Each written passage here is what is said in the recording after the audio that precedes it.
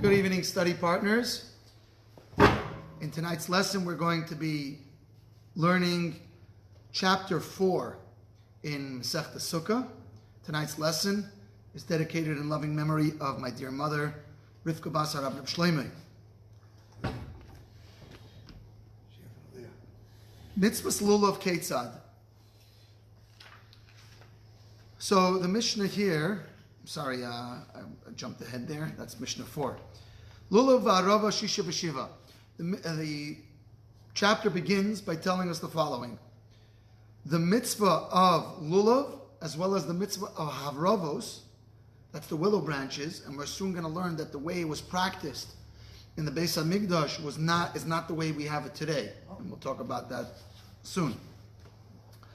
In any case, lulav v'arava shisha v'shiva.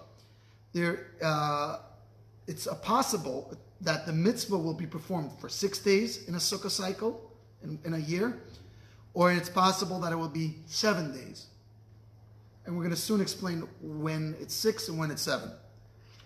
Hallel v'simcha, recitation of Hallel in the Sukkot festival, and simcha and joy. Shmoina, every year it's the same. It's going to be 8 days long, because there's no issues with Shabbos to say Hallel on Shabbos. And Simcha is obviously no issue to have Simcha on Shabbos, joy on Shabbos. So all 8 days, every year it's consistent. Sukkah, v'nisach hamayim, shiva. Residing in the Sukkah and the libation of the water in the Holy Temple and the Beis HaMikdash, every year, 7. Why? Because Shabbos doesn't affect it. V'hacholol, however, the playing of the flute, chamisha v'shisha. Some years it's 5 days, in some years it's 6 days. Lulav, now Mishnah Beis, Lulav Shiva Ketzad. So we said before in the beginning of the first Mishnah that sometimes Lulav is 6 days and sometimes it's 7 days. So the Mishnah discusses how it's possible to have the shaking of the Lulav or the waving of the Lulav for 7 days. Says the Mishnah, Yom Tov Rishon Shel Chag, Shechol Yes B'Shabbos. If the first day of Sukkot falls out on Shabbos, so in the Beis HaMikdash times, we would actually shake the Lulav on the first day of Sukkot, even when it was Shabbos. And so therefore, all 7 days, we would have the Lulav and Esrig. But if Sukkot fell out, the first day of Sukkot fell out on any other day, what this means is that it wouldn't supersede Shabbos except if it fell on the first day. So you're minus 1 day for the Lulav. So therefore you'd end up with how many days of Lulav? I understand. Normally, Sukkot is 7 days long, right? It's only when Sukkot falls out when Shabbos falls out on the first day of Sukkot do we actually shake the Lulav on Esrog on Shabbos. But if Shabbos is any other day of Sukkot, 6 days. Then we don't shake the Lulav on Esrog on Shabbos. So in such a year, how many days will we perform the mitzvah? 6. There you go. Arava Shiva Ketzad. We said before that Lulav Areva, Lulav is 6 or 7, and as well as the Areva, the willow tree, the willow branches are used for 6 days or 7 days. So how does it come to be that it will be used for all 7 days? Yom Shvi Shel Arava Shechol Yes B'Shabbos. When Hoshana Rabbah falls out on Shabbos, which, by the way, in today's day and age can never happen because we have a fixed calendar. Only in the temple times when Rosh Chodesh was established by sighting of the moon. And so Hoshana Rabbah those days can end up on Shabbos. So Yom Shvi Shel Arava Shechol Yes B'Shabbos, when Hoshana Rabbah falls out on Shabbos, so Arava Shiva. So then all 7 days will we have the Arava used in a ceremony. But if Shabbos is any other day, so what this means is if Yontif starts either on a Sunday, Monday, Tuesday, Wednesday, Thursday, if it starts on a Sunday, it'll end on a Shabbos. And so then you will use the Arava in the ceremony. But if it starts any other day, Monday through Shabbos, then we would not, because we would have only 6 days Am I making sense here? You following? Because the Shabbos. Because Shabbos is only superseded in this regard only if it falls out on Hoshana Rabbah. If Hoshana Rabbah falls out on Shabbos, then you still use the Haravas. But if a Shabbos falls out the third day of Sukkot, so then we don't have any ceremonies that include a Harava on that Shabbos. You follow me? Beis Hamikdash or no Beis Hamikdash? Well, no Beis Hamikdash. We know in today's practice that we don't use Harava altogether when it's Shabbos. We're talking about, Whether it's the first day, second day Shabbos. We're talking about in the Beis Hamikdash, yes. Mitzvahs Lulav, Ketzad. How did they exactly perform the mitzvah of lulav if it was the first day of Shabbos? Earlier we said that if the first day falls out on a Shabbos, we still shake the lulav and esrog. So how did they do this? What's the question? The question is how did they get their lulav to the Beis Hamikdash? There's an issue. What's the issue? Carrying. Very good. So Yom Tov Harishon Shel Chag Shechol Yis B'Shabbos. If indeed the first day of Sukkot fell out on a Shabbos, in which we already said that we would actually shake lulav and esrog on that first day. So the question is how does this perform? Says the Mishnah,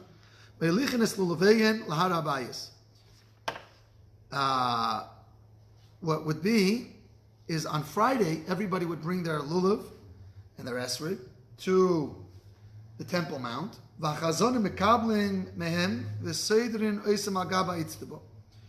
the attendants that were in the Beis Hamikdash would receive the lulavim, and they would arrange them on top of these benches. The elderly placed theirs in the chambers. They had access to the chambers of the Beis Hamikdash. And they were taught, and they would teach everybody to say, Leimar, whoever gets my lulav, if they get my lulav, right? So then I give it to him as a gift. And the one that he had, the one that I pick up automatically becomes mine. Why do we need to do that? Because we already explained that on the first day of Sukkot, you have to have a lulav and esrog that belongs to you.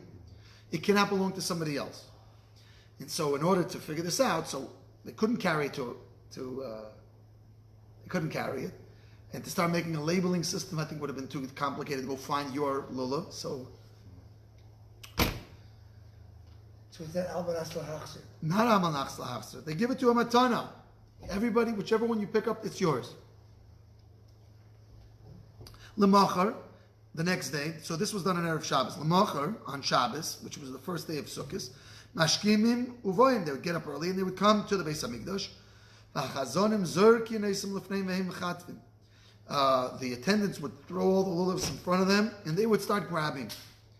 Unfortunately, this led to unfortunate behavior. It turned out that each person would knock the other one because they were grabbing, each one looking for a nice lulav.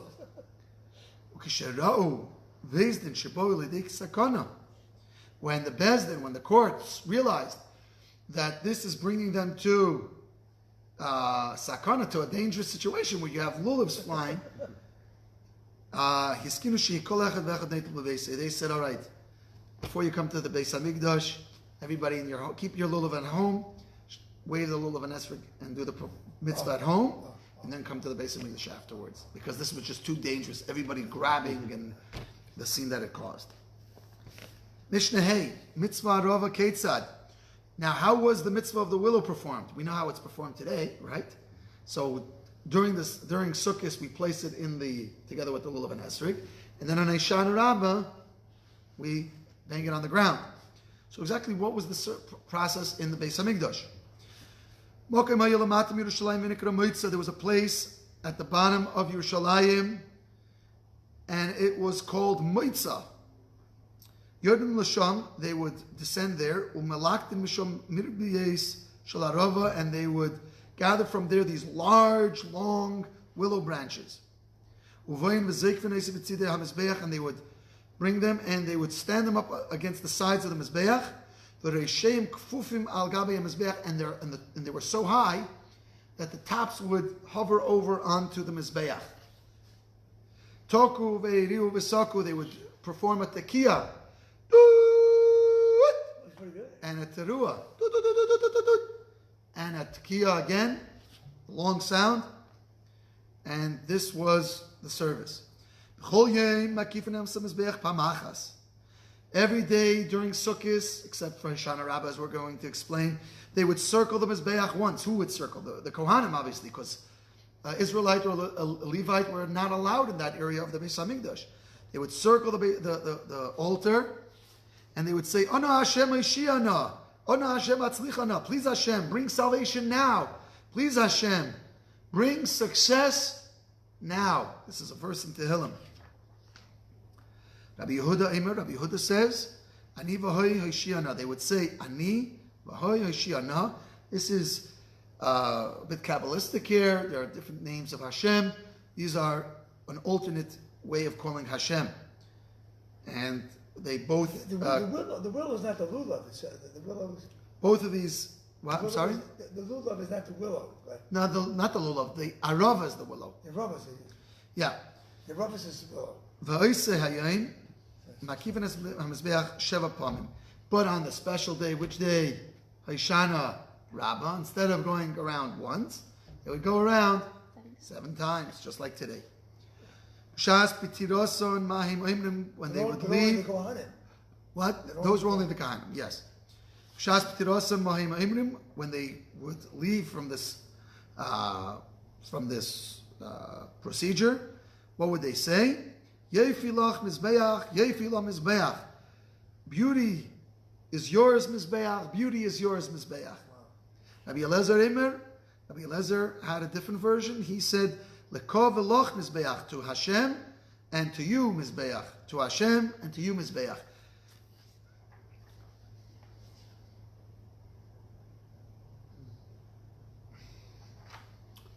So that was a different version. Mishnah Vav, Kimaseo v'chol, koch maseo v'Shabbos. Same way it was performed during the weekday, it's the same as it was performed on Shabbos. What did we say before? We said already earlier that if Hoshana Rabbah falls out on Shabbos, we perform the Harava ceremony anyway.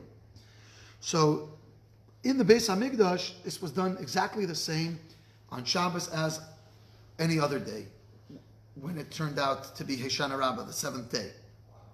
However, Elo Shayim Malak Nesim Erev Shabbos, but the only difference is they didn't cut it that day. They would gather it before Shabbos, and they would put it into these golden vessels or vases so that they wouldn't wilt, so they had it watered. Rabbi Yechanan says, they brought date palm branches, and they would beat it on the ground next to the altar. And that day was called the day of the beginning of the beating of the palm branches. Now, in today's day and age, what do? We don't use the palm branches. We use the willow branches, and we beat them on the floor. Kabbalistically, we say, and we have special words we say, and the idea is to be mamtik, the gvures, to soften the to sweeten the judgments that came on Rosh Hashanah Yom Kippur. What do? We sweeten them, and this is. But the Kohanim used the actual the lulav, date palm branches. Yes. Now, right after this ceremony concluded, they would loosen their lulavim and they would eat their esrogim. Now, this is an interesting halacha here. First of all, why would they untie their lulavim? Because they would now play with it, because it was fun this way, and they would eat the esrogim. Now, this is a little bit. Needs a little bit of explanation, because since a lulav and esrog is set aside for a mitzvah for Yom Tiv, an adult cannot eat his esrog on the 7th day of Yom Tiv even after he's finished using it, because it was set aside for a mitzvah for the 7 days. But a child is only using his lulav and esrog for educational purposes. It's not really the full measure of the mitzvah. So in their case, they would be allowed to eat their esrig on while it's still Sukkot. An adult would have to wait till after Sukkot is over. I didn't know those were edible. How did I know what? I did not know that they were edible. Oh, they're not the peels are used in many candies and yeah. I mean, it's very sour, but Oh, is it? yep, it's a very strong citrus. Halal simcha shmoina ketzad. We said earlier that being happy and recitation of Hallel is all 8 days. Ketzad, how is this so? Malamed, this teaches us shechayov odom mehalal v'asimcha v'yom tov acharin shel chag kishor kol yemei sachag. So there's 7 days of Sukkot. What comes after Sukkot? Shmini Atzeres. Shmini Atzeres is its own holiday, but it's attached to Sukkot. And so therefore, what does this teach us? This teaches us that on all 8 days, including the Shmini Atzeres, we have to be happy just like on the 7 days, and we have to say Hallel just like on the first 7 days. Sukkah Shiva Ketzad, we said that the Sukkah is for 7 full days. So how does that work? Gomer Melechel, what happens when a person finishes on the 7th day? Hishana Rabbah, he finishes eating. Now what does he want to do? He's finished with the Sukkah. Could he take his Sukkah down? No, he cannot. Lo yatir Sukkah, so he cannot take down his Sukkah. But out in the afternoon, from Mincha and afterwards, he can remove all his vessels to prepare for the Yom Tov, for Shmini Atzeres, because what does he need he needs everything back in the house, because he's going to be eating in the house. So, but he cannot take down the Sukkah. Sukkah has to remain up. Why? Because it was designated for the whole Sukkah. It would be a disgrace to the Sukkah while it's still Sukkah to take it down. When the palm branches, they overlapped the Mizbeach. That was the willow branches. Willow branches. Isn't it like a Sukkah? Is it from a schach? Well, it wasn't a schach, but it just made a beautiful design. No, it wasn't schach. I'm a schach for what? Nisach hamayim ketzad. We spoke about the libation, the water libation, and we said that it lasts for 7 days, which means that we can perform it even on Shabbos. Ketzad, how was this performed? There was a jug that was able to hold 3 lugs. It's a measurement. We'll say 3 gallons for argument's sake. And it was filled from the shaluach, which is a stream that was by the Beis Hamikdash. Higiu l'shar hamayim, they would then take this water to the water gate. Toku ve'eriu v'toku, they would perform a tekiah, like we said before, the long shofar sound, or the long sound, and the broken sound, and a long sound again from these trumpets. He went up the ramp and he turned to the left. There were 2 bowls, silver bowls. Rabbi Yehuda disagrees and he says, they were of plaster, but because they had wine poured in them other times, so it blackened, so it looked like silver, that tarnished silver. And they had holes in them. One was wider and one was thinner. Why? Because in one they're going to pour wine and in one they're going to pour water. Which one is thinner? Water. So they wanted to finish the same time. So in order to do that, they would manipulate the size of the holes so that water would be stopped up and take longer to go out, so that it would, not that it would dilute the wine, but the wine was would go at a slower pace because it's thicker. Water goes at a more rapid pace because it's thinner. So they adjust the size of the hole so that they finish at the same time. So one of them had small, the other one had bigger. One had one bigger and one had smaller. The one which for bigger was the wine, and the one that's smaller was for the water. I guess this was the way they wanted it to be, that it should end at the same time, that they should empty at the same time. Marovi shel mayim, the eastern one was for wine, and it was wider. Mizrachim shel yayin, and the eastern one was for the wine. So again, the western one was for the water, the eastern one was for the wine. Then they would pour the water one into the bowl for wine and the wine one into the bowl for water. And so this is all now mixed, and they fulfilled their obligation. If accidentally they poured it into the wrong holes, the wrong bowls, it would still fulfill their obligation. Rabbi Yehuda disputes one of these points. We said earlier that how many gallons was it, or how many log? 3. He says He says it was only 1. The jug was only the size of 1 log. Now, what would they tell to the person who was pouring? Hagba yodcha, pick up your hands and show us clearly what you're doing. Because one time it was a Sadducee. The Sadducees did not believe in the oral tradition. Nowhere in the Torah does it say clearly that we have the water libations on Sukkot, and they did not believe and trust this tradition from Moshe down to them. And so, what did he do? He wanted to eliminate the service. So instead of pouring the water on the Mizbeach, what did he do? He poured it on his feet. And what do you think happened with the crowd? Did they like it? No. They didn't. They showed him their displeasure. And they stoned him with all their esrigs in their displeasure. So after that, they made him show clearly what he was doing. This is not affected by Shabbos one way or the other. The same way it was done on the weekdays, the same way it was done on Shabbos. The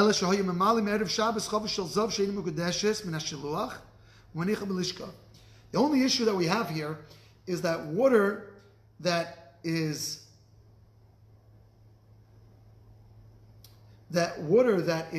in a holy vessel overnight is called lina. It was overnight. Overnight water is not kosher for a service in the Beis HaMikdash. So now, what do? Well, as soon as you put it into a holy vessel, it has to be used that day, or it's no good. So they would put it in a non-holy vessel. That was one that was not designated as holy. It was a golden vessel, but not consecrated as holy in the Beis HaMikdash. So, which means even though it was in this vessel all night, it wasn't invalidated. Now, the issue here is that the shaloach, we don't want to have to go and carry it from there. So we would get it from before Shabbos, leave it in a non-consecrated vessel for the nighttime, still being appropriately used, still being kosher for the next morning. Then they would use it. Now, what happened if nishpacha nisgalsa, if this water that was prepared spilled, or if it remained uncovered? They would refill it from the laver. Then, in such a case, they wouldn't be able to get it from the shiloach. They would have to get it from the laver. Which laver? The one that was used for the Kohanim. That had a special system to it, as we will explain somewhere else. In such a way that it didn't have water sitting in it all night. So in such a way, they had these backup plans if there became an issue with the water. So the wine and the water went on one mizbeach or one mizbeach? Yes, but you said the eastern and the western. The bowls. One was on the east side and one was on the west side Of the mizbeach. Yeah. Thank you so much. Next week we will be away, God willing. So we'll resume in, God willing, 2 weeks' time for the final chapter of Sukkah. Well, that wasn't the golden mizbeach. No, that was No. That's it was correct. A regular. Yes. Right. Have a very good evening.